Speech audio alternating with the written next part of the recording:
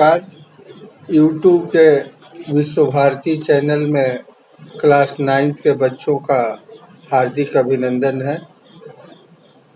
अभी मैं एक कुत्ता और एक मैना हजारी प्रसाद द्विवेदी द्वारा रचित ये संस्मरण निबंध पर मैं प्रकाश डाल रहा हूँ।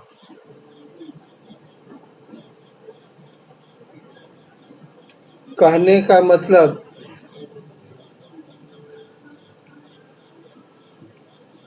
मानव में ही केवल चेतना नहीं होती है, बल्कि पशु पक्षी भी चेतना युक्त होते हैं, उनमें भी चेतना होती है। जैसा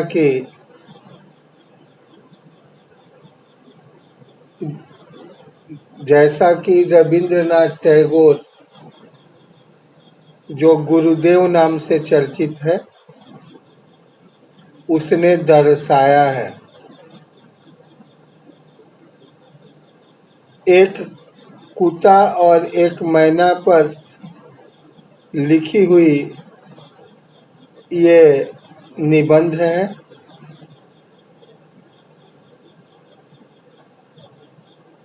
ऐसे तो हम लोग कुत्ता और मैना को देख करके भी नहीं देखते। हम लोग उतना सोचते नहीं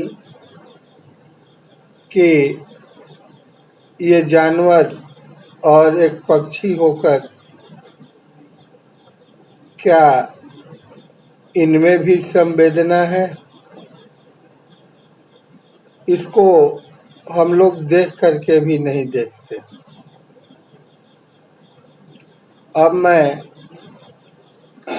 पाठ्य पुस्तक को लाइन बाय लाइन लेकर चल रहा हूँ, ध्यान देंगे। आज से कई वर्ष पहले गुरुदेव के मन में आया कि शांति निकेतन को छोड़कर कहीं अन्यत्र जाए।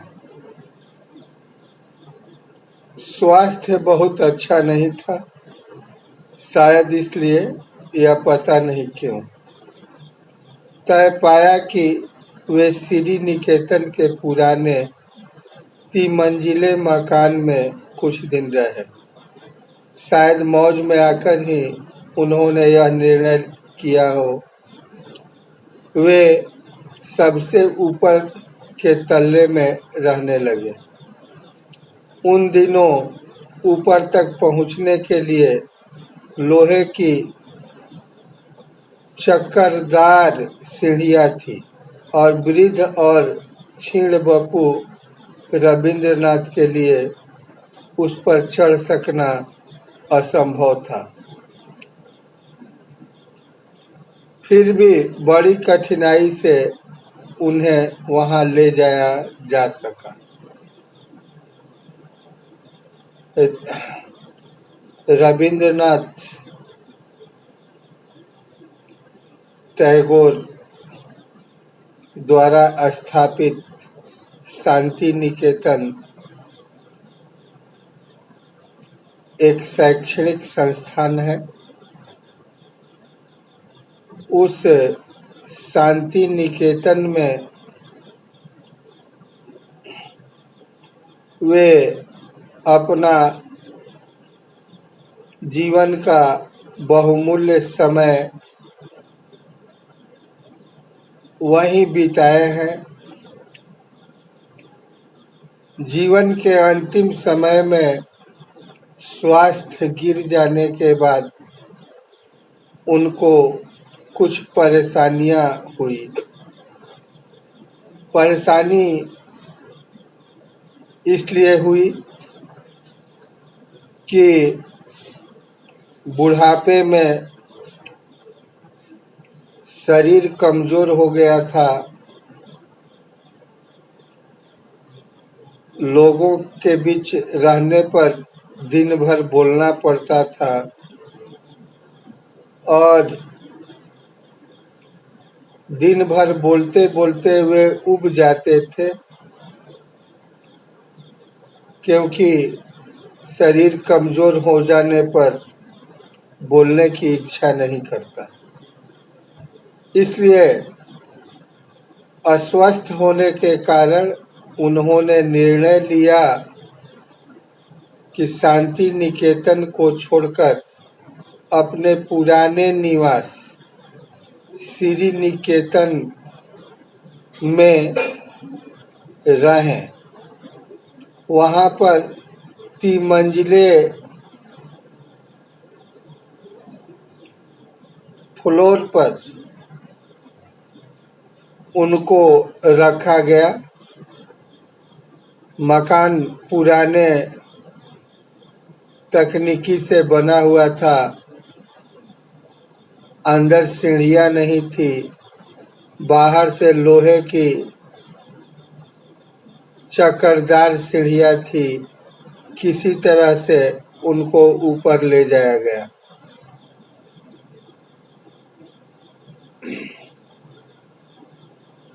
उन दिनों छुट्टियां थी, आश्रम के अधिकांश लोग बाहर चले गए थे।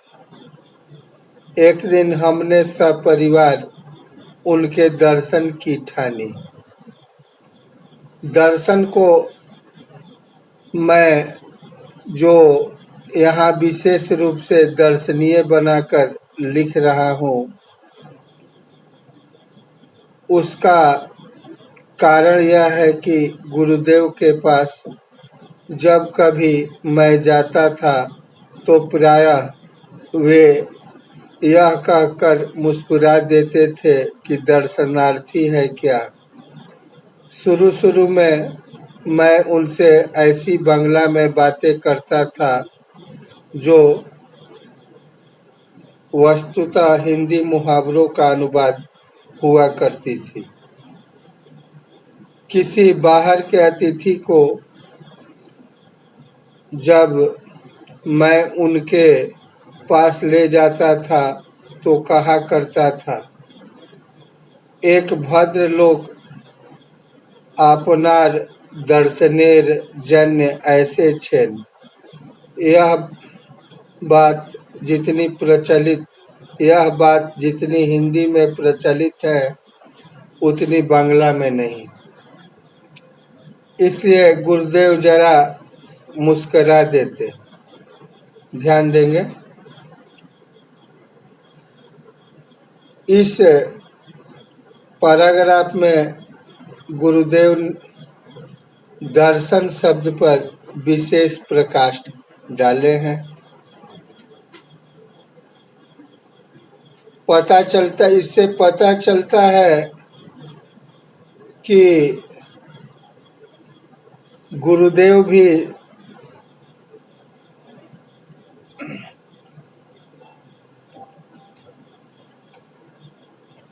पता चलता है कि उन दिनों छुट्टियां थी। छुट्टी में लोग अक्सर इधर उधर भ्रमण करते हैं, अपना मस्तिष्क फ्रेश करने के लिए, मस्तिष्क को संतुलन में लाने के लिए या मनोरंजन के लिए या भ्रमण करने हेतु लोग इधर उधर जाते हैं और अपनी आवश्यक कार्यों को भी पूरा करने के लिए लोग छुट्टी में इधर उधर जाते हैं। ऐसा ही हुआ कि लेखक की छुट्टियां थी।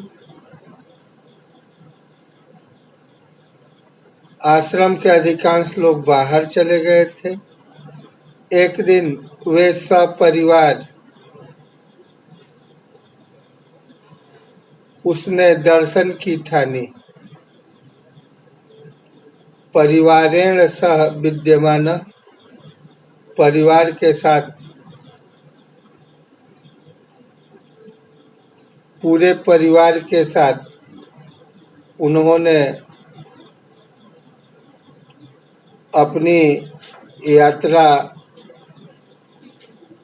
गुरुदेव से मिलने के लिए बनाई। यहाँ दर्शन शब्द का उन्होंने प्रयोग किया है। दर्शन कहते हैं जिसको देखने के लिए आदमी ललायित हो, जिनको देखने के लिए हृदय से उत्सुक हो, या कोई महान व्यक्ति को देखना हो, या कोई बहुमूल्य चीज को देखना हो, जिसको पूर्व में कभी आदमी देखा नहीं है, या समय असमय कहने का मतलब किसी चीज को तो देखने के लिए आदमी दिन में ही जाता है, लेकिन अगर रात में भी जाए तो उस देखना को दर्शन के रूप में उपयोग किया जा सकता है। अवस्था अनावस्था, जैसे आप खाना खा रहे हैं और उस समय कोई देखने लायक चीज हो तो लोग खाना छोड़ करके भी उस चीज को, उस व्यक्ति को देखने के लिए उत्सुक हो जाते हैं। कहने का मतलब स्थान सही हो या नहीं हो, कहने का मतलब या तो दर्शनीय चीज नदी के किनारे हो, जंगल में हो, उस जगह पर भी लोग उत्सुक होकर देखने के लिए जाते हैं। अवस्था अनावस्था, जाने की स्थिति में नहीं है तो लोग दूसरे के सहारे भी जाते हैं। तो कहने का मतलब जो समय असमय,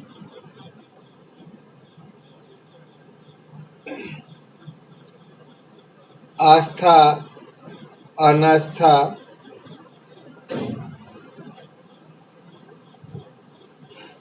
स्थान अस्थान,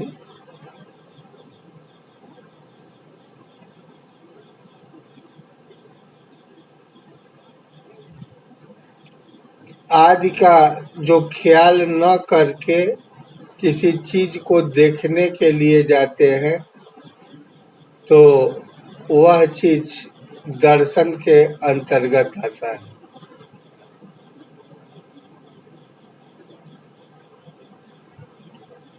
और यहाँ गुरुदेव ने दर्शनार्थी शब्द का जो प्रयोग किया है, दर्शनार्थी का अर्थ होता है दर्शन के लिए आए हुए।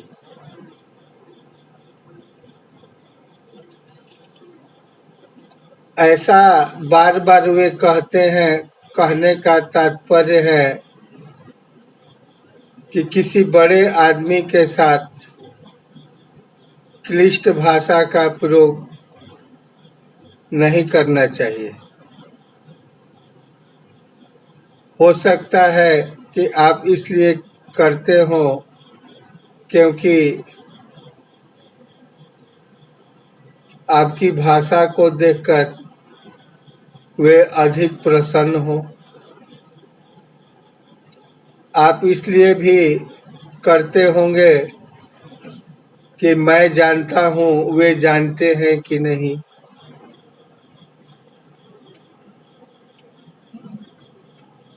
ये लेखक की पुरानी आदत थी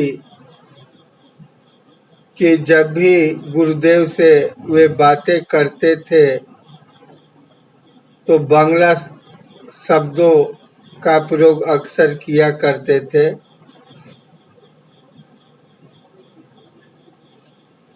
जो वस्तुतः हिंदी मुहावरों का अर्थ हुआ करती थी। किसी बाहर के अतिथि को जानते ही होंगे, जिनके आने जाने की तिथि निश्चित न हो, वे अतिथि हैं। तो लेखक अतिथि को भी लेकर गुरुदेव से मिलने के लिए जाते थे, मिलाने के लिए जाते थे, और इस बार तो वे अपने परिवार के साथ गए थे।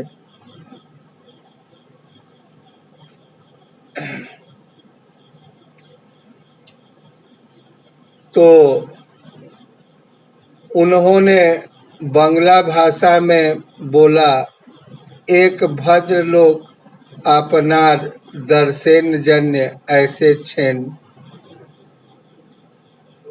यह बात हिंदी में जितनी प्रचलित है उतनी बांग्ला में नहीं। इसलिए गुरुदेव जरा मुस्कुरा देते और कहते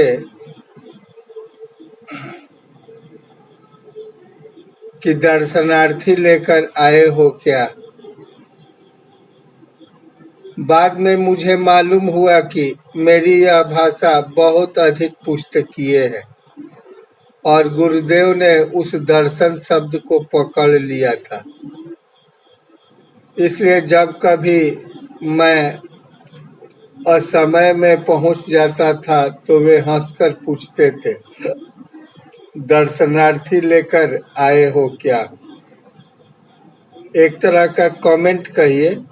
मिलने का एक समय होता है, सोने के समय में आप मिलने आए तो ये भी अच्छा नहीं लगता।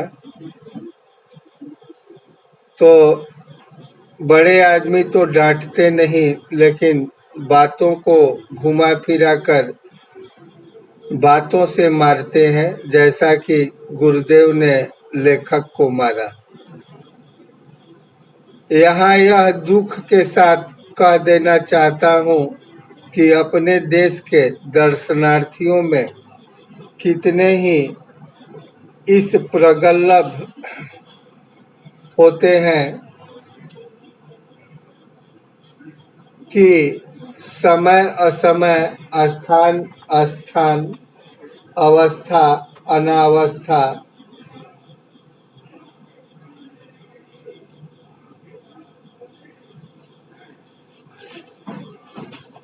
आदि का विशेष ख्याल नहीं करते। यहाँ पर दर्शनार्थियों से गुरुदेव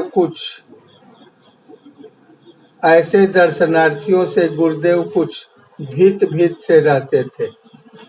अस्त मैं बाल बच्चों के साथ एक दिन श्री निकेतन जा पहुंचा। कई दिनों से उन्हें देखा नहीं था।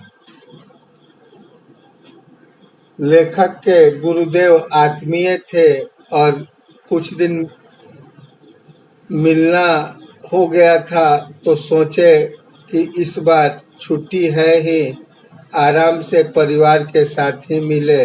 इसलिए वे श्री निकेतन में पहुंचे। गुरुदेव वहां बड़े आनंद में थे, अकेले रहते थे। भीड़ भाड़ उतनी नहीं होती थी जितनी शांति निकेतन में। जब हम लोग ऊपर गए तो गुरुदेव बाहर एक कुर्सी पर चुपचाप बैठे अस्तगामी सूर्य की ओर ध्यान स्मित नयनों से देख रहे थे। ध्यान स्मित कहते हैं एक टक से, एक ध्यान से देख रहे थे। हम लोगों को देखकर मुस्कुराए, बच्चों से जरा छेड़छाड़ की, कुशल प्रश्न पूछे और फिर चुपचाप हो रहे। ठीक उसी समय उनका कुत्ता धीरे धीरे ऊपर आया और उनके पैरों के पास खड़ा होकर पूंछ हिलाने लगा। गुरुदेव ने उसकी पीठ पर हाथ फेरा। वह आंखें मूंदकर अपने रोम रोम से उनके स्नेह रस का अनुभव करने लगा।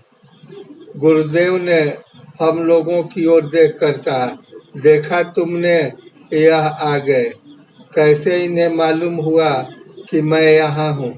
आश्चर्य है। और देखो कितनी परितृप्ति इनके चेहरे पर दिखाई दे रही है।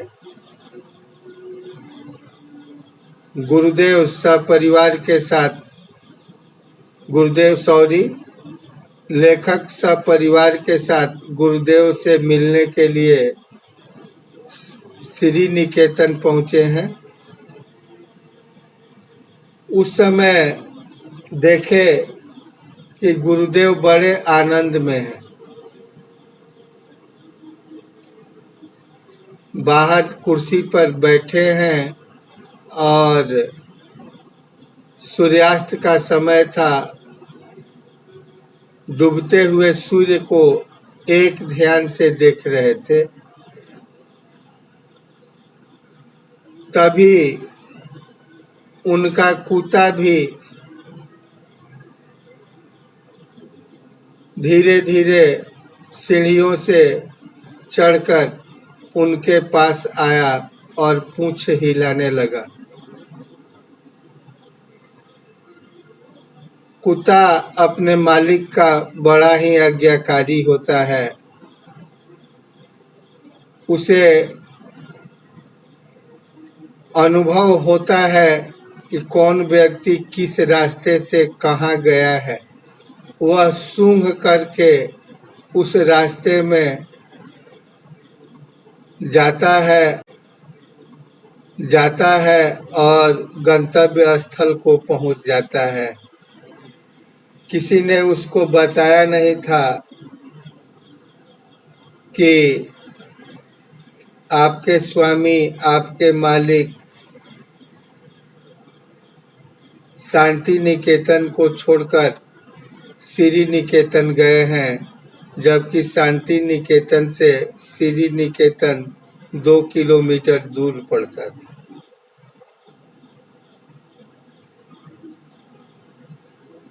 जाकर के पूंछ हिलाने लगा, अपनी भक्ति को प्रकट करने लगा। उसकी भक्ति को सहर्ष गुरुदेव उसकी पीठ पर हाथ फेर करके स्वीकार करते हैं। वह आंखें मूंद करके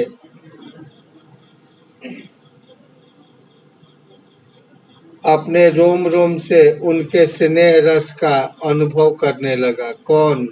कुत्ता। जितने देर गुरुदेव कुत्ते के पीठ पर हाथ फेरे, उतने देर तक उस स्नेह, उस प्रेम रस का कुत्ता अनुभव किया। यह देखकर गुरुदेव ने लेखक से कहा, देखा तुमने, यह आ गए। इन्हें कैसे मालूम हुआ कि मैं यहाँ हूँ? आश्चर्य है। और देखो कितनी परितृप्ति इनके चेहरे पर दिखाई दे रही है। कितनी तृप्ति, कितनी संतुष्टि इनके चेहरे पर दिखाई दे रही है। कहने का मतलब चेहरा खिला खिला सा है। कितने अंदर से ये प्रसन्नचित्त हैं, अंदर से कितने गदगद हैं, आह्लादित हैं। इस पर आप लोग जरा ध्यान देंगे।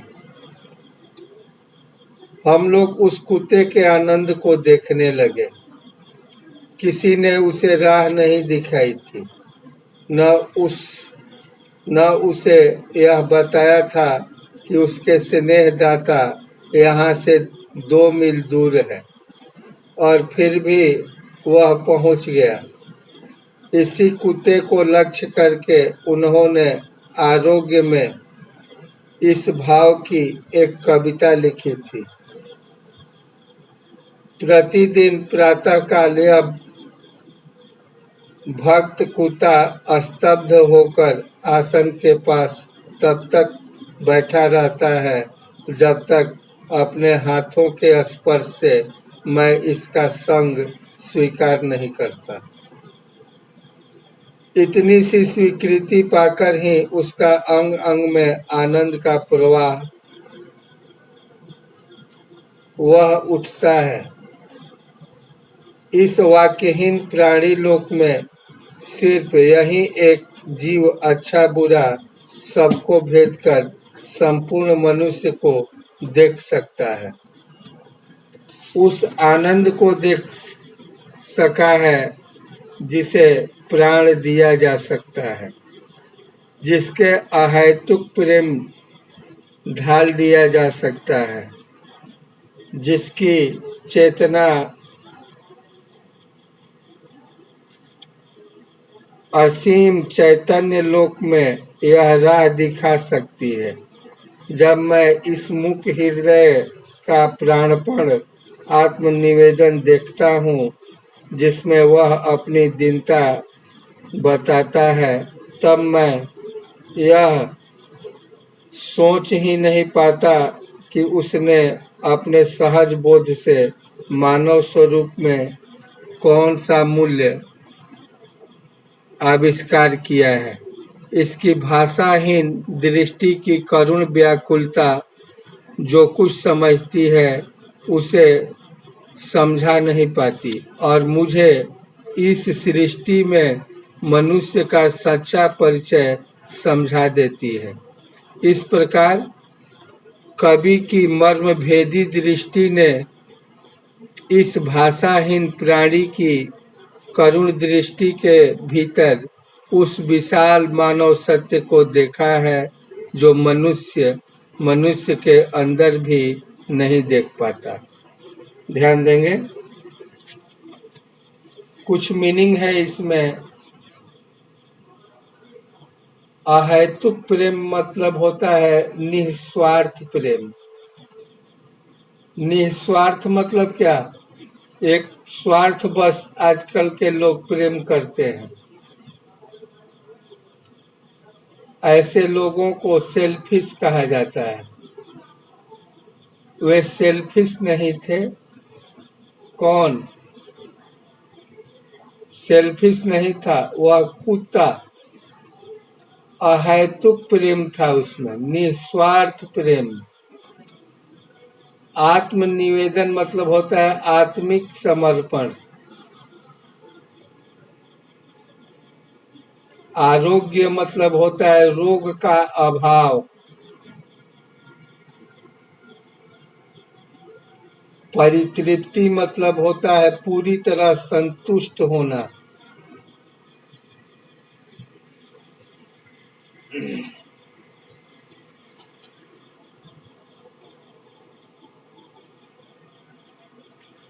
कुत्ता को किसी ने राह नहीं दिखाया था, फिर भी वह अपने स्नेह दाता, फिर भी वह अपने प्रिय स्वामी के यहाँ 2 किलोमीटर दूर पहुंच गया। इसी कुत्ते को लक्ष्य करके उन्होंने आरोग्य में, मतलब आरोग्य एक शीर्षक है, एक पाठ है, उस पाठ में वे लिखे हैं। कौन? गुरुदेव। आरोग्य में कुत्ता का वर्णन किए हैं कविता के माध्यम से। क्या किए हैं कि प्रतिदिन प्रातः काल यह भक्त कुत्ता स्तब्ध होकर आसन के पास तब तक बैठा रहता है। कुत्ता का प्रतिदिन का ये नियम था कि जैसे बड़े आदमियों का हम लोग सुबह सुबह में पैरों को छूकर उनसे आशीर्वाद लेते हैं, ऐसे वह कुत्ता भी अपने स्वामी के पास गुरुदेव के पास, उनके आसन के पास तब तक बैठा रहता है जब तक अपने हाथों से वे स्पर्श करके संग स्वीकार नहीं करते। कहने का मतलब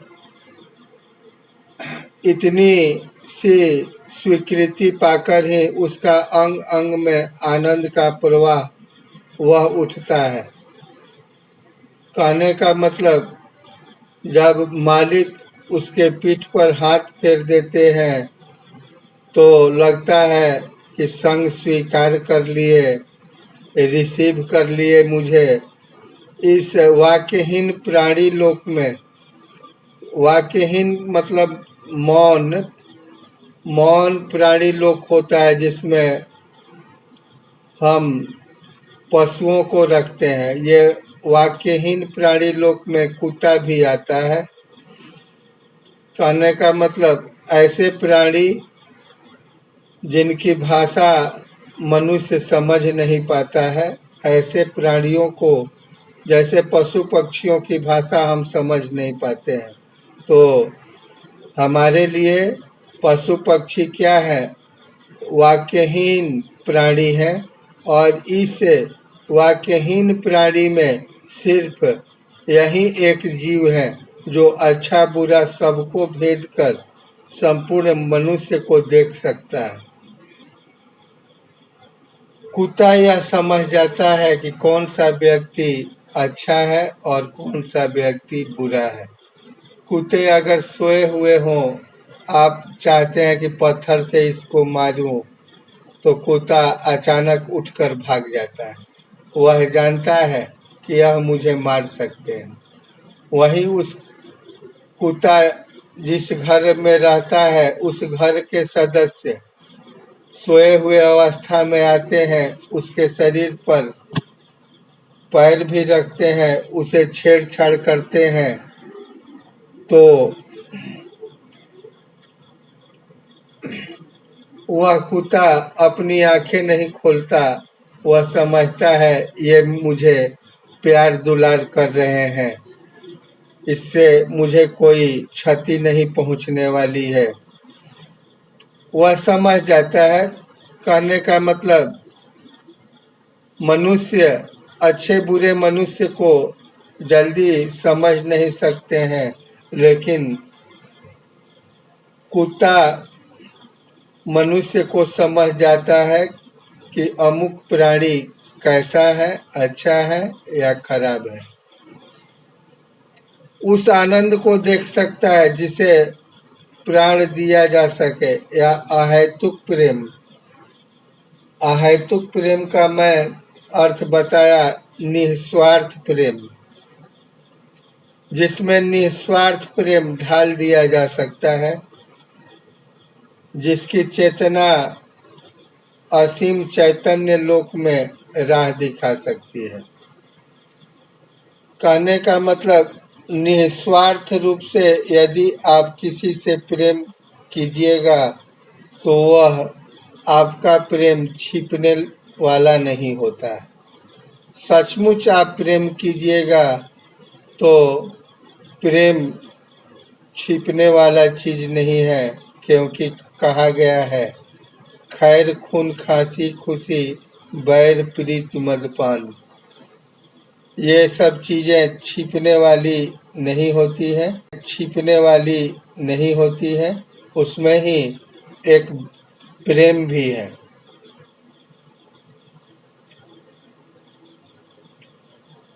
जिसकी चेतना असीम चैतन्य लोक में राह दिखा सकती है। किसकी चेतना?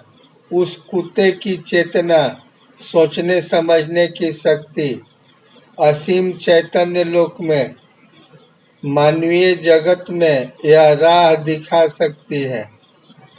उसे कुत्ते से हम लोगों को सीख लेनी चाहिए।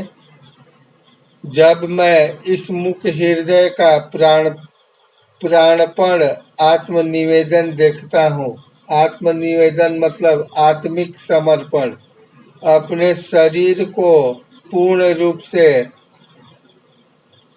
स्वामी के गुरुदेव के चरणों में समर्पण कर देता है, छोड़ देता है, जिसमें वह अपनी दीनता बताता रहता है। कहता है कि मैं आपके चरणों का धूल हूँ। तब मैं यह सोच ही नहीं पाता कि उसमें अपने सहज बोध से मानव स्वरूप में कौन सा मूल्य आविष्कार किया है। उस समय गुरुदेव असमंजस में पड़ जाते हैं कि इतनी असीम चेतना इसमें कैसे आई। इसकी भाषाहीन दृष्टि की करुण व्याकुलता जो कुछ समझती है उसे समझा नहीं पाता कि आखिर इतना ये मौन होते हुए भी व्याकुल क्यों है और इतना समर्पण की भावना इसमें क्यों है। मैं दूसरे को इसे बता नहीं सकता और मुझे इस सृष्टि में मनुष्य का सच्चा परिचय समझा देती है। इस प्रकार कवि की मर्म भेदी दृष्टि, हम लोग तो किसी को ऊपर से देखते हैं, लेकिन गुरुदेव की ऐसी दृष्टि थी जो हमारी आंतरिक भावना को बहुत आसानी से समझ पाते थे, जिसको हम लोग कहते हैं मर्म। मर्म भेदी दृष्टि से भाषाहीन प्राणी की करुण दृष्टि के भीतर उस विशाल मानव सत्य को देखा है।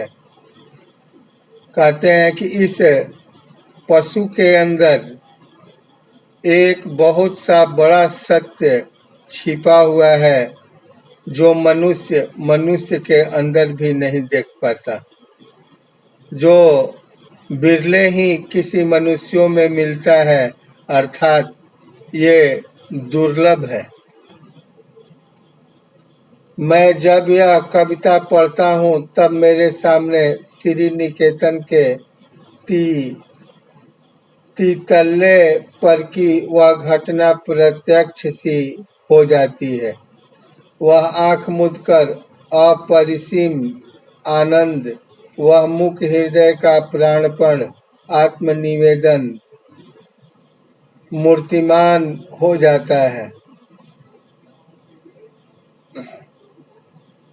उस दिन मेरे लिए वह एक छोटी सी घटना थी, आज वह विश्व की अनेक महिमाशाली घटनाओं की श्रेणी में बैठ गई है।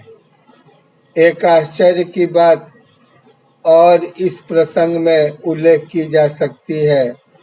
जब गुरुदेव का चिता भस्म कलकत्ते से आश्रम में लाया गया, उस समय भी न जाने किस सहज बोध के बल पर वह कुत्ता आश्रम के द्वार तक आया और चिता भस्म के साथ अन्य आश्रम वासियों के साथ शांत गंभीर भाव से उत्तरायण तक गया। आचार्य क्षितिमोहन सेन सबके आगे थे। उन्होंने मुझे बताया कि यह चिता भस्म के कलश के पास थोड़ी देर चुपचाप बैठा भी रहा।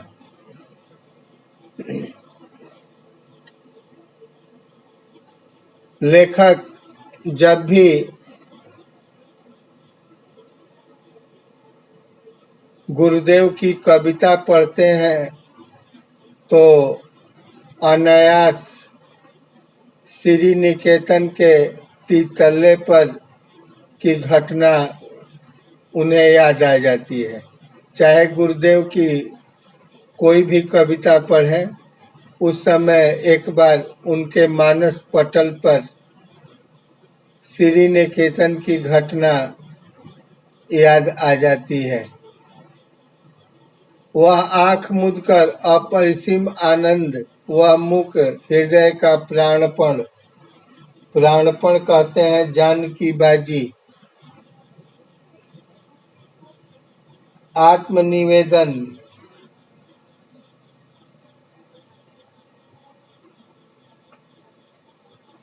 आत्मिक समर्पण, जान की बाजी लगाकर वह अपने को समर्पण कर देता है।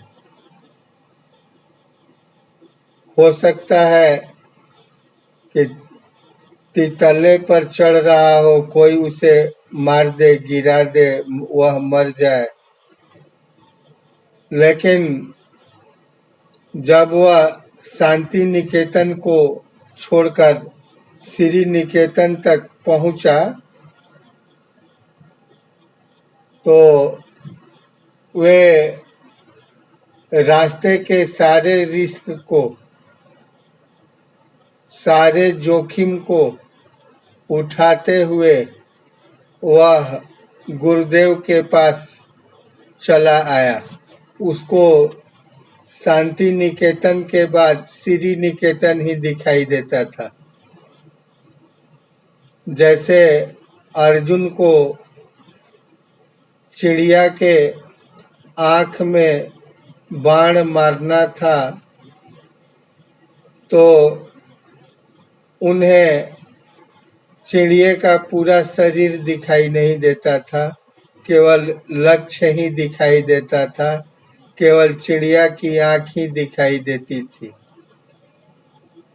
वैसे ही शांति निकेतन से जब वह कुत्ता चला तो उसे सीधे श्री निकेतन ही दिखाई दे रहा था,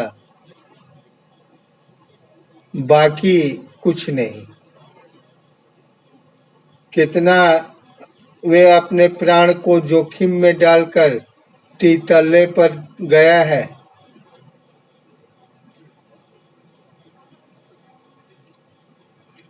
और एक आश्चर्य की बात इस प्रसंग में और उल्लेख की जा सकती है कि जब गुरुदेव का चिता भस्म, जब गुरुदेव मर गए और उनके भस्म को, उनके शरीर की राख को कलकत्ते से आश्रम में लाया गया, उस समय भी न जाने वह कुत्ता आश्रम के द्वार तक आया और चिता भस्म के साथ अन्य आश्रम वासियों के साथ शांत और गंभीर भाव से उत्तरायण तक गया। जहाँ उत्तरायण तक कहते हैं, गंगा घाट तक गया, जहाँ उस भस्म को प्रवाह करना था, जहाँ उनकी अस्थि कलश को प्रवाह करना था, वहाँ तक गया। और इससे बड़ी आश्चर्य की बात यह है कि जहाँ अस्थि कलश रखा हुआ था, वहाँ भी मौन अवस्था में रोए को गिराए हुए, उदासी प्रकट करते हुए वह कुत्ता चुपचाप वहाँ कुछ देर बैठा रहा। ये कुत्ते की कितनी बड़ी संवेदना का वर्णन यहाँ किया गया है, कितना वह संवेदनशील प्राणी था।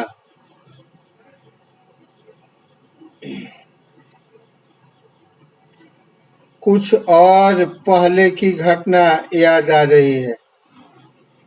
उन दिनों शांति निकेतन में नया ही आया था, गुरुदेव से अभी उतना धृष्ट नहीं हो पाया था। गुरुदेव उन दिनों सुबह अपने बगीचे में टहलने के लिए निकला करते थे। मैं एक दिन उनके साथ हो गया था। मेरे साथ एक और पुराने अध्यापक थे और सही बात तो यह है कि उन्होंने ही मुझे भी अपने साथ ले लिया था। गुरुदेव एक एक फूल पत्ते को ध्यान से देखते हुए अपने बगीचे में टहल रहे थे। और उक्त अध्यापक महाशय से बातें करते जा रहे थे। मैं चुपचाप सुनता जा रहा था। गुरुदेव ने बातचीत के सिलसिले में एक बार कहा, अच्छा साहब, आश्रम के कौवे क्या हो गए? उनकी आवाज सुनाई ही नहीं देती। न तो मेरे साथी उस अध्यापक महाशय को यह खबर थी और न मुझे ही। बाद में मैंने लक्ष्य किया कि सचमुच कई दिनों से आश्रम में कौवे नहीं दिख रहे हैं। मैंने तब तक कौवों को सर्वव्यापक पक्षी ही समझा था। अचानक उस दिन मालूम हुआ कि ये भले आदमी भी कभी-कभी प्रवास को चले जाते हैं या चल जाने को बाध्य होते हैं। एक लेखक ने कौवों को आधुनिक साहित्यकों से उपमा दी है, क्योंकि उनका मोटो है मिसचिफ फॉर मिसचिफ सेक, शरारत के लिए ही शरारत। तो क्या कौवों का प्रवास भी किसी शरारत के उद्देश्य से ही था? प्राय एक सप्ताह बाद बहुत कौवे दिखाई दिए।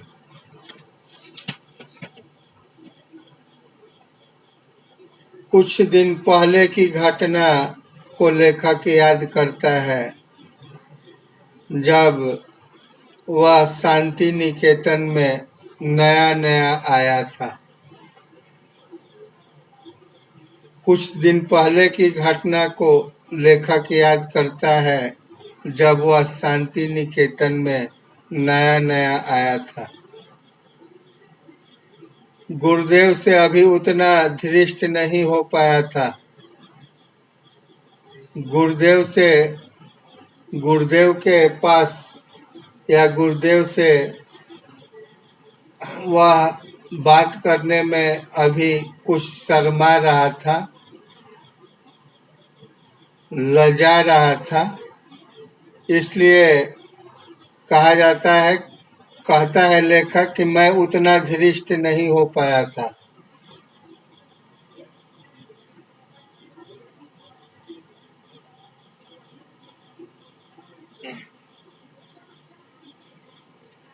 हाँ, गुरुदेव उन दिनों सुबह अपने बगीचे में टहलने के लिए निकला करते थे।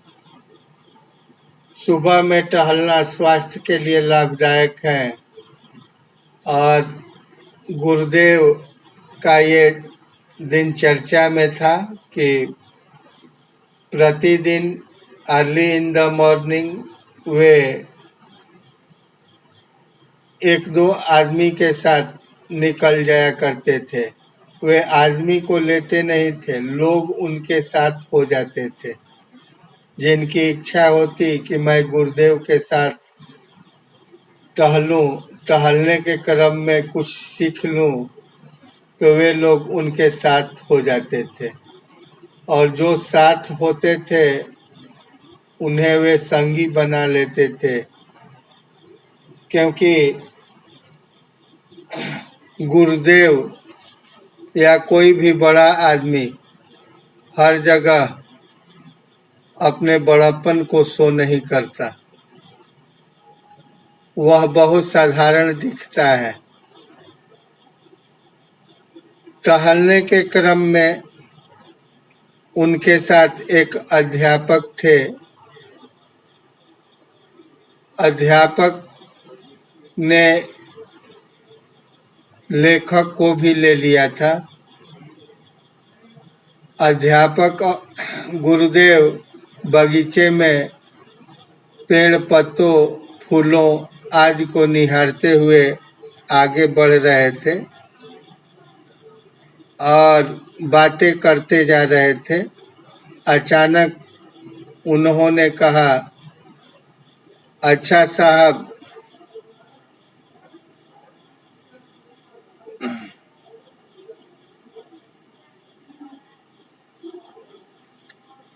आजकल आश्रम में कौवे नहीं दिखाई दे रहे। कौवा जैसे कोई मनुष्य भी ज्यादा बोलता है तो उसको लोग कहते हैं काव काव मत कीजिए। तो यहाँ पर जो गुरुदेव ने कौवा शब्द का प्रयोग किया है वे साहित्यकारों के लिए किया है। इसके पहले न लेखक समझ पाए थे कि कौवा उसने किसके लिए कहा और न उस अध्यापक महोदय ने ही। इसके पहले ये दोनों व्यक्ति कौवा को सर्वव्यापक पक्षी ही समझ पाए थे, लेकिन एक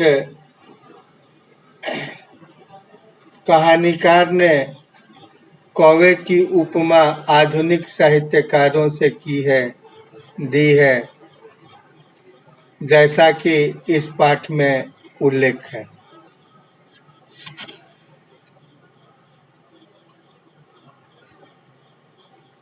एक दूसरी बात, मैं सवेरे गुरुदेव के पास उपस्थित था।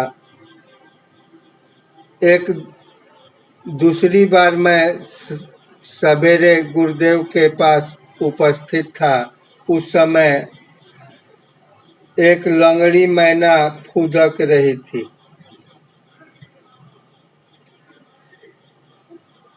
गुरुदेव ने कहा, देखते हो यह यूथ भ्रष्ट है, रोज फुदकती है ठीक यहीं आकर। मुझे इसकी चाल में एक करुण भाव दिखता है। गुरुदेव ने अगर कह न दिया होता तो मुझे उसका करुण भाव एकदम नहीं दिखता। मेरा अनुमान था कि मैना करुण भाव दिखाने वाला पक्षी है ही नहीं, वह दूसरों पर अनुकंपा ही दिखाया करती है। 3-4 वर्ष से मैं एक नए मकान में रहने लगा हूँ। मकान के निर्माताओं ने दीवार में चारों ओर एक सुराख छोड़ रखी है। वह कोई आधुनिक वैज्ञानिक खतरे का समाधान होगा, सो एक मैना दंपत नियमित भाव से प्रतिदिन यह गृहस्थी जमाया करता है। तिनके और चिथड़ों का अंबार लगा देता है। भले मानस गोबर के टुकड़े तक ले जाना नहीं भूलते। हैरान होकर हम सुराखों में ईंटें भर देते थे, परंतु वे खाली जगह का भी उपयोग कर लेते हैं। पति पत्नी जब कोई एक तिनका लेकर सुराख में रखते तो उनके भाव देखने लायक होते। पत्नी देवी का तो क्या कहना, एक तिनका ले आई तो फिर एक पैर पर खड़ी होकर जरा पंखों को फटकार दिया, चोंच को अपनी पैरों में साफ कर लिया और नाना प्रकार की मधुर और बीजोद्घोषी बाणी में गान शुरू कर दिया। हम लोगों की तो उन्हें कोई परवाह ही नहीं रहती। अचानक इसी समय पति देवता भी कोई कागज या गोबर का टुकड़ा लेकर उपस्थित हुए, तब तो कहना क्या, दोनों के नाच गान और आनंद नृत्य से सारा मकान मुखरित हो उठता है। इसके बाद ही पत्नी देवी जरा हम लोगों की ओर मुखातिब होकर लापरवाही भरी अदा से कुछ बोल देती है। पति देवता भी मानो मुस्कुराकर हमारी ओर देखते, कुछ रिमार्क करते और मुंह फेर लेते हैं। पक्षियों की भाषा तो मैं नहीं जानता, पर मेरा निश्चित विश्वास है कि उसमें कुछ इस तरह की बातें हो जाया करती हैं। पत्नी, ये लोग यहाँ कैसे आ गए जी? पति, ओह बेचारे आ गए हैं तो आने दो, क्या कर लेंगे। पत्नी, लेकिन फिर भी इनको इतना तो ख्याल होना चाहिए कि यह हमारा प्राइवेट घर है। पति, आदमी जो है इतनी अकल कहाँ। पत्नी, जाने भी दो। पति, और क्या ध्यान देंगे। जैसे मर्मभेदी दृष्टि से गुरुदेव ने कुत्ते को देखा था, ऐसे मर्मभेदी दृष्टि से उसने मैना को भी देखा।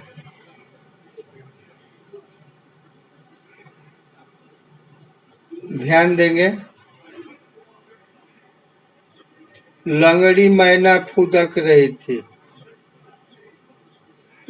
उसने केवल मैना का चित्र ही नहीं देखा, लंगड़ी मैना फुदक रही थी।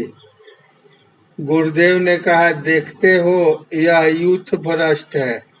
यूथ भ्रष्ट मतलब होता है अपने समूह से अलग की गई है, अपने समाज से ये बहिष्कृत है, इन्हें निकाल दिया गया है।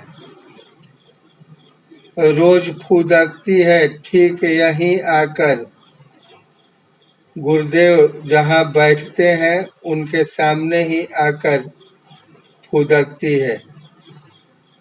गुरुदेव का कहना है कि उनकी चाल में एक करुण भाव दिखाई देता है। किनकी चाल में? मैने की चाल में लंगड़ाते हुए चलती है, उसमें उस लंगड़ाते हुए चाल में करुण भाव वे देखते हैं। गुरुदेव ने अगर कह नहीं दिया होता तो मुझे अर्थात लेखक को उसका करुण भाव एकदम नहीं दिखता। लेखक देख करके भी उस मैना के करुण भाव को नहीं देखते। मेरा अनुमान था कि मैना करुण भाव दिखाने वाला पक्षी है ही नहीं। इसके पहले लेखक का अनुमान था कि मैना जो है दया की भावना प्रकट करने वाला पक्षी है ही नहीं, वह दूसरों पर अनुकंपा ही दिखाया करती है। अनुकंपा मतलब हमदर्दी, हमदर्दी दिखाया करती है। मतलब आप हमारे यहाँ रहते हैं तो रहिए,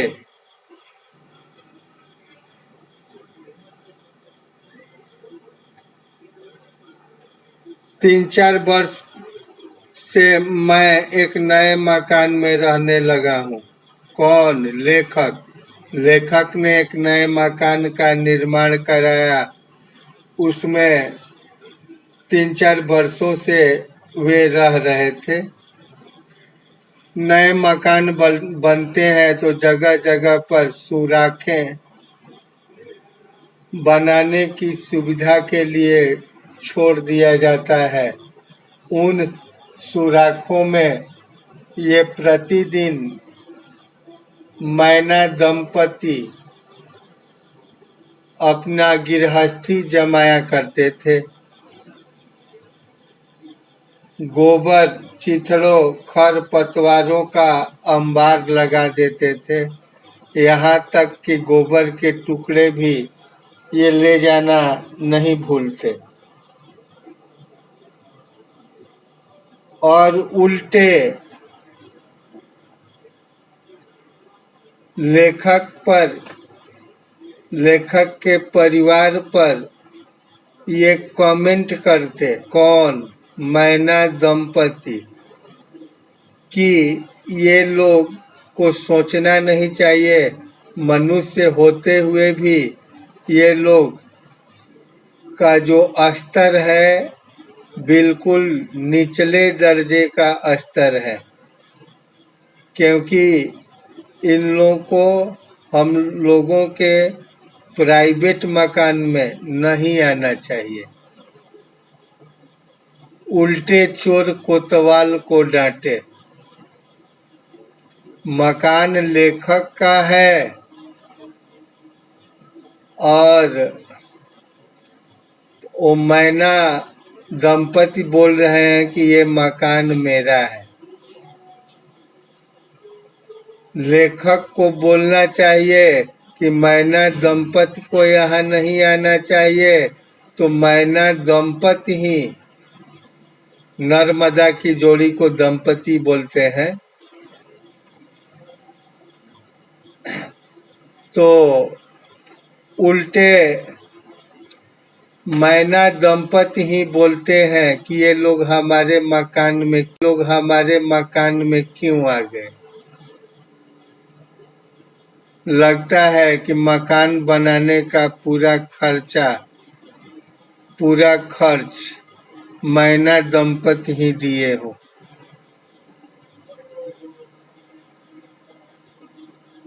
और कहते हैं कि मनुष्यों के पास अकल कहाँ, समझदार तो ये लोग होते नहीं हैं। समझदार होते तो हमारे प्राइवेट मकान में नहीं आते।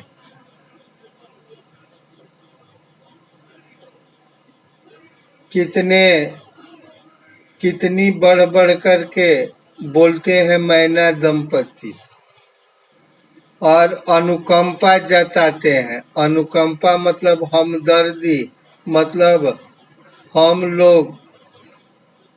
ये लोग आ गए हैं तो इन्हें रख लिए हैं, इसी को अनुकंपा बोलते हैं।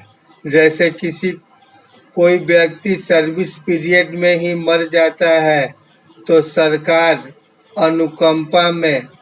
अनुकंपा के आधार पर उनके पुत्र पुत्री को रख लेते हैं। ये सरकार का हमदर्दी जताना हुआ। इसके पहले लेखक समझा था कि केवल ये अनुकंपा दिखाने वाले ही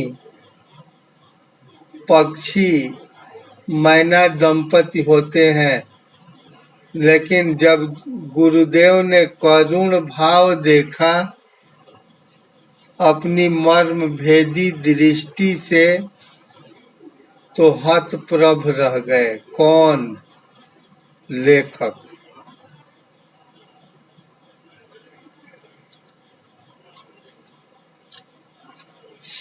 इस प्रकार की मैना कभी करुण हो सकती है, यह मेरा विश्वास ही नहीं था।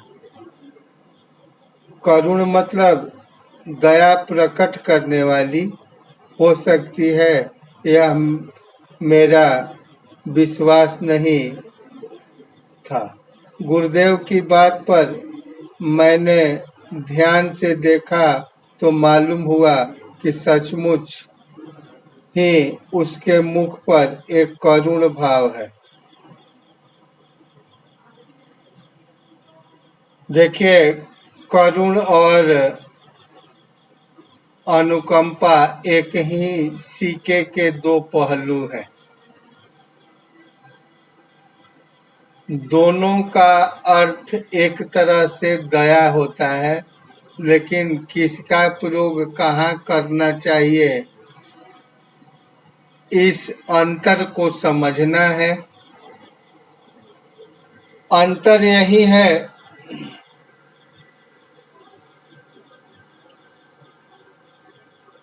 कि जैसे हमदर्दी जताना, वह भी एक तरह की दया है। आ गए हैं या नियम है तो रख लिया गया है, बाहर नहीं किया जा सकता। लेकिन दया पर आप स्वतंत्र हैं। दया शब्द किसी नियमावली के तहत नहीं आता। दया आप किसी पर भी दिखा सकते हैं, किसी पर भी प्रकट कर सकते हैं। जो आपके नजर में बेचारा आए, दीन आए, जिसमें दीनता प्रलक्षित होती हो, जिसमें गरीबी परिलक्षित होती हो, जिनमें दरिद्रता दिखती हो, जो जिसमें तुच्छापन दिखता हो, जो कमजोर हो, वे दया के अधिकारी होते हैं। अगर सही मानव होगा तो वह उन पर दया प्रकट करेगा। जैसे मैना पर गुरुदेव को दया आई, क्यों? उनकी स्थिति परिस्थिति को देखकर कहे कि ये दया के पात्र हैं।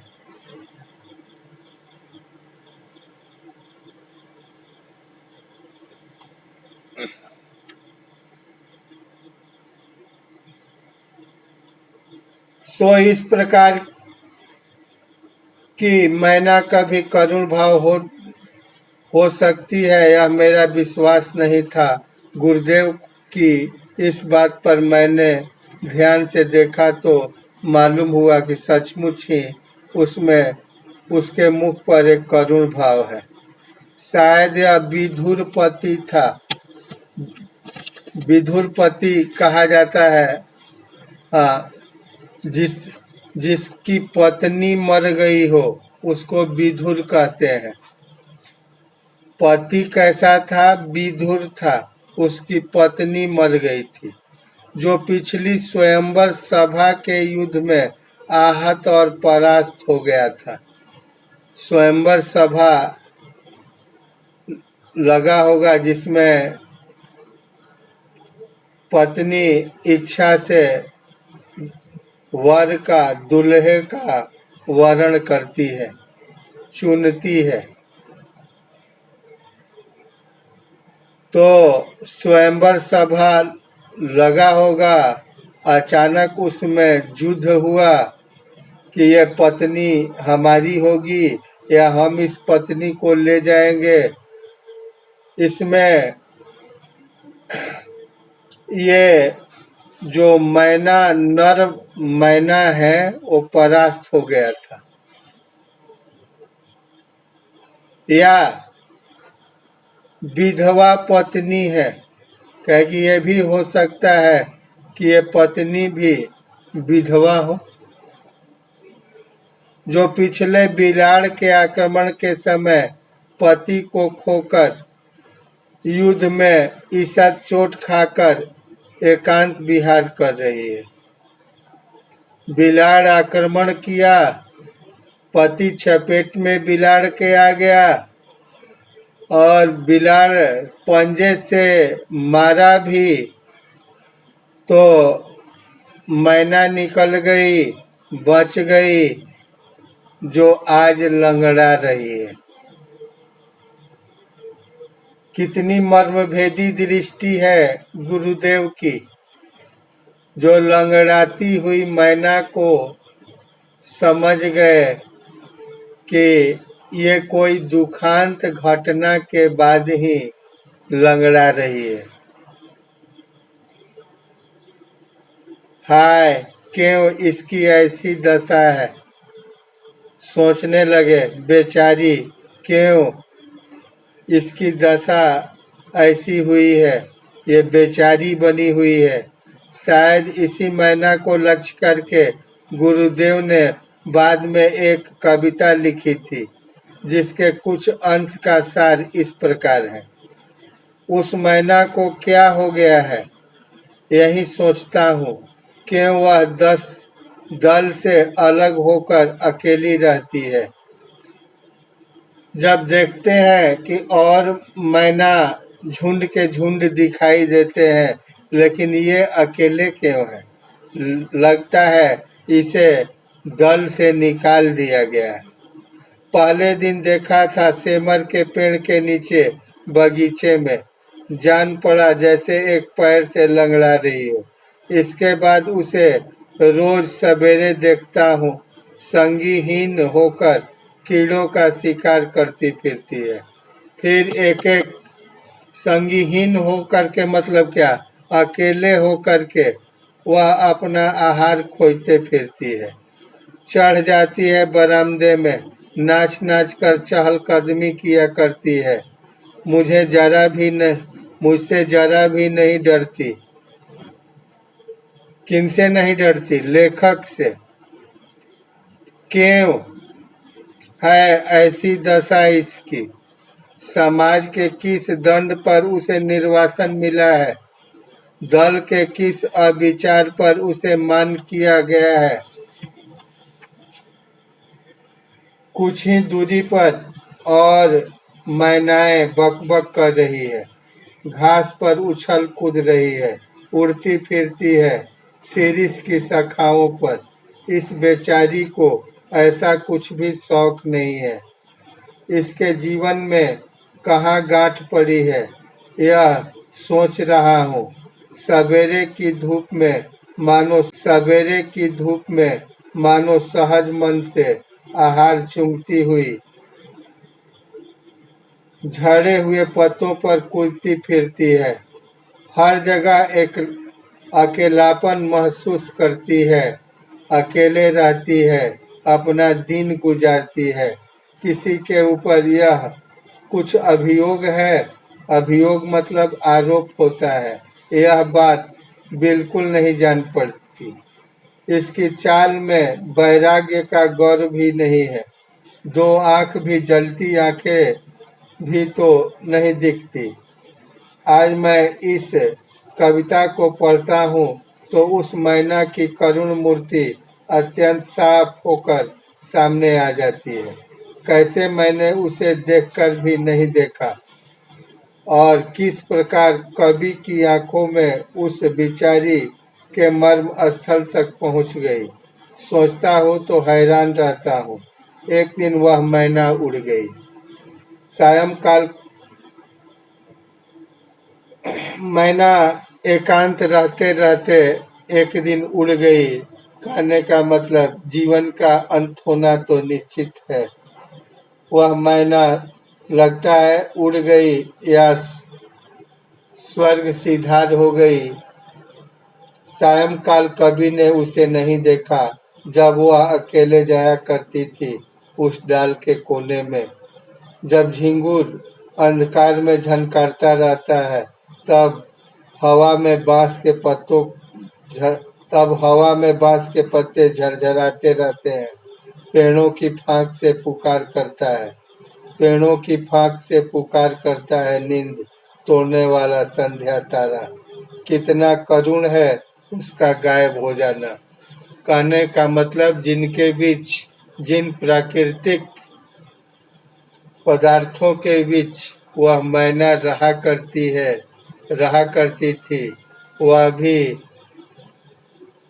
अपने दुख को व्यक्त कर रहे हैं, क्योंकि आज उनके बीच वह मैना नहीं दिखती है। सब उदासी प्रकट करते हैं। सबकी उदासी में कितनी करुणता है, इसको लेखक दर्शाता है। अब मैं इस पाठ के प्रश्नोत्तर पर आ जाता हूँ।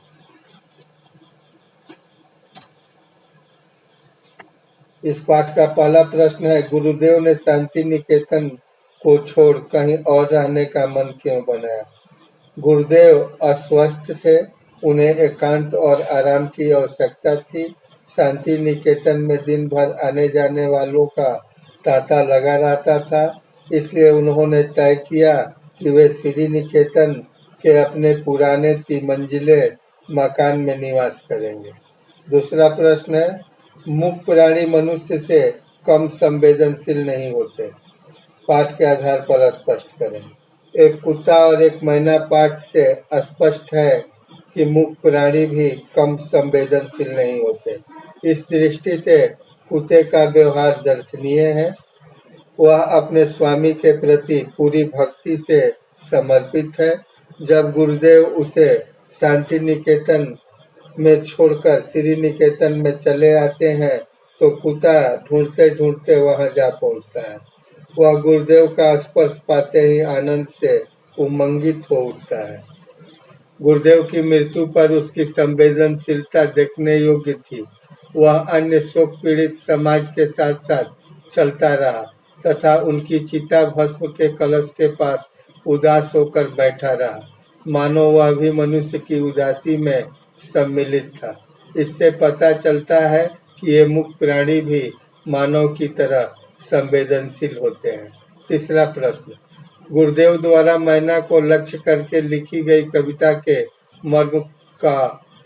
मर्म को लेखक कब समझ पाया? तीसरा प्रश्न का उत्तर इस प्रकार है। गुरुदेव द्वारा मैना को लक्ष्य करके लिखी गई कविता के मर्म को लेखक तब समझ पाया जब उसने मैना के मुख के भावों पर ध्यान केंद्रित किया। उसके सामने मैना की करुण छवि साकार हो उठी। पहले उसने उसके करुण भावों पर ध्यान नहीं दिया था, परंतु कविता पढ़ने के बाद ध्यान दिया तो उसे कविता का मर्म भी समझ में आ गया। अगला प्रश्न चौथा, प्रस्तुत पाठ एक निबंध है। निबंध गद्य साहित्य की उत्कृष्ट विधा है जिसमें लेखक अपने भावों एवं विचारों को कलात्मक और लालित्यपूर्ण शैली में अभिव्यक्त करता है। इस निबंध में उपर्युक्त विशेषताएं कहाँ झलकती है, किन्हीं चार का उल्लेख करें। यह एक ललित निबंध है। इसमें लेखक अपने भावों को, विचारों को, रुचियों एवं अरुचियों को व्यक्त करता है। हजारी प्रसाद द्विवेदी ने भी अपने निजी भावों और विचारों को कल्पना और कला द्वारा प्रकट किया है। मैं शैली का प्रयोग पहला है। इसमें लेखक ने आत्मकथन शैली अर्थात मैं शैली का प्रयोग किया है। उदाहरणतया अस्तु मैं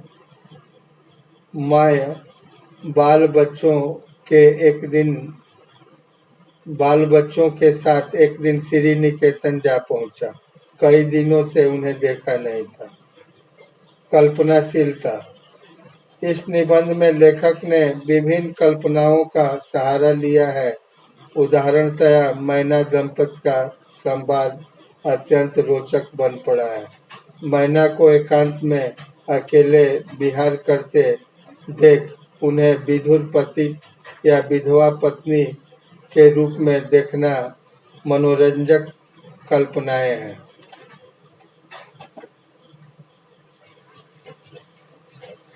सरस व्यंग, द्विवेदी जी ने कौओं को याद करते करते आधुनिक साहित्यकारों पर भी सरस टीका टिप्पणी की है।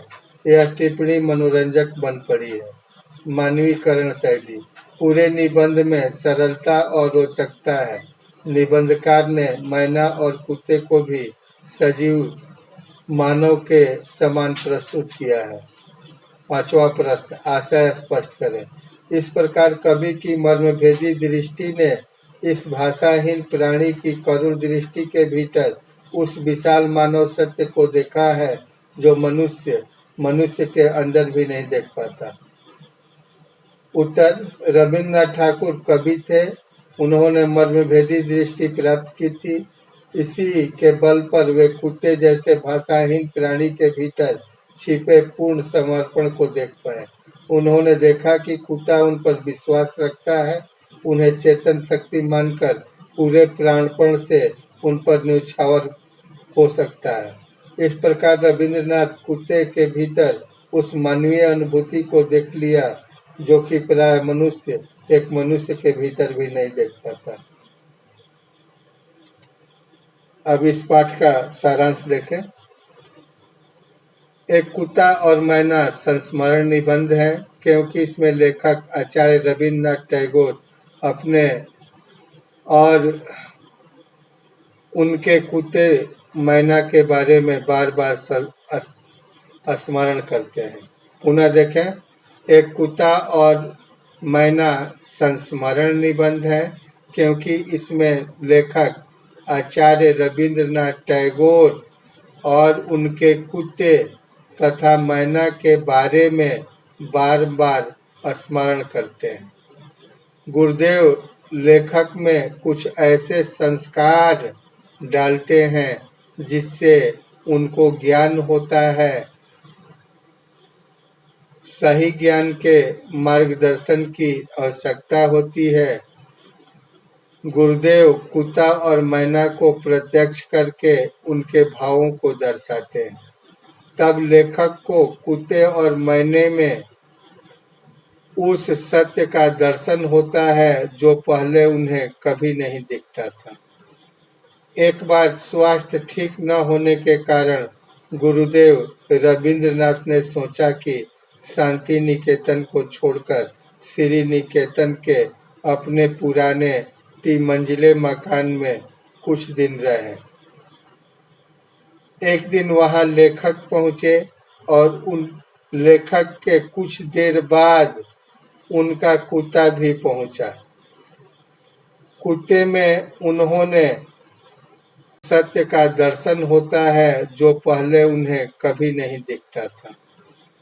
एक बार स्वास्थ्य ठीक न होने के कारण गुरुदेव रविंद्रनाथ ने सोचा कि शांति निकेतन को छोड़कर श्री निकेतन के अपने पुराने 3 मंजिले मकान में कुछ दिन रहें। एक दिन वहां लेखक पहुंचे और उन लेखक के कुछ देर बाद उनका कुत्ता भी पहुंचा। कुत्ते में उन्होंने एक विशाल सत्य को देखा और दर्शाया, जो सत्य मनुष्यों में भी देखने को नहीं मिलता है।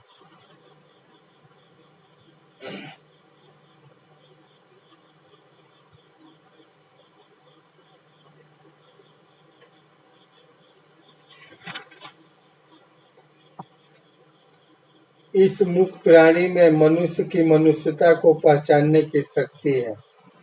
लेखक कवि की मर्मभेदी दृष्टि पर हैरान है, जिसने कुत्ते में भी विशाल मानव सत्य को देख लिया। आश्चर्य की बात यह है कि जब रविंद्रनाथ का चिता भस्म आश्रम में लाया गया तो वह कुत्ता भी आश्रम वासियों के साथ उत्तरायण तक गया।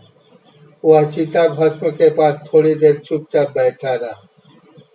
कुछ और पहले की घटना याद आ रही है। उन दिनों शांति निकेतन में लेखक नया नया आया था। गुरुदेव से अभी उतना धृष्ट लज्जा रहित नहीं हो पाया था। गुरुदेव उन दिनों सुबह अपने बगीचे में टहलने के लिए निकला करते थे। एक दिन लेखक और अध्यापक भी उनके साथ हो गए थे। गुरुदेव एक एक फूल पत्ते को ध्यान से देखते हुए अपने बगीचे में टहल रहे थे और उक्त अध्यापक महाशय से बातें करते जा रहे थे। लेखक चुपचाप सुनते जा रहे थे।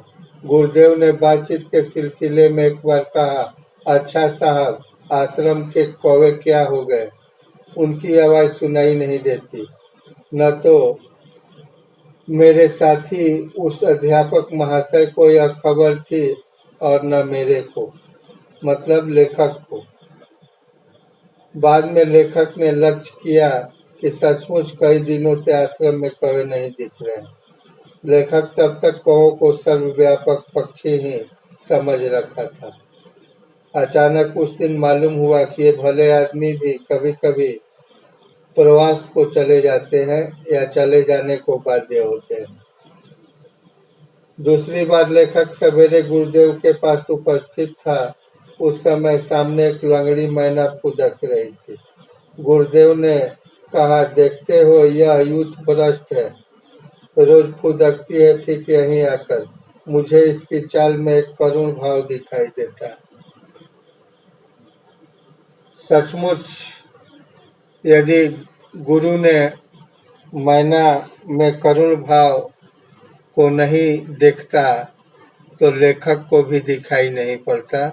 और जब लेखक ने लक्ष्य करके मैना के हर एक कार्यकलाप को परखा तो उसको भी मैने में करुण भाव देखने को मिला। इसके पहले लेखक मैना को करुण भाव वाले पक्षी समझते ही नहीं थे। वे समझते थे केवल ये अनुकंपा दिखाने वाले पक्षी हैं।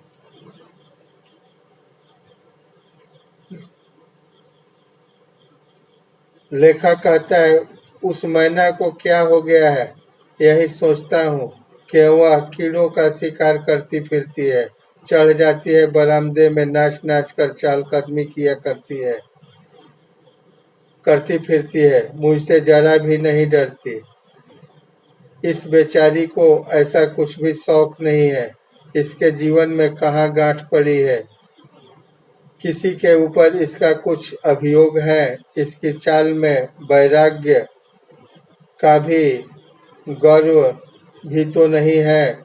जब लेखक इस कविता को पढ़ता है तो उस मैना की करुण मूर्ति अत्यंत साफ होकर सामने आ जाती है।